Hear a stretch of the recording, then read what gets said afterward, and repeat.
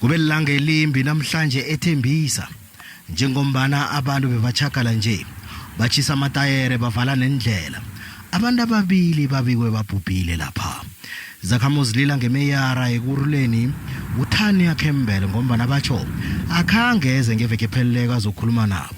Kodwana ukhembele uthi amakhansela ngiwo angenza umsebenzi awo.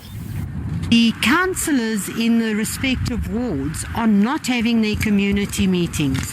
They are not having their ward committee meetings. So the frustration, a lot of the frustration from community members are also not knowing where to go, how to get the help, where to get the help.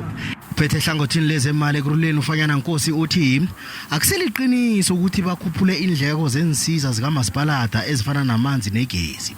Umholi wemphakathi uthi bakhulumile nemeyara bazobuyela emphakathini ukuthi bavumelene ngokuthini. We've come to an agreement to say when we go back to the community, the mayor will meet the community halfway by coming to the community on Friday.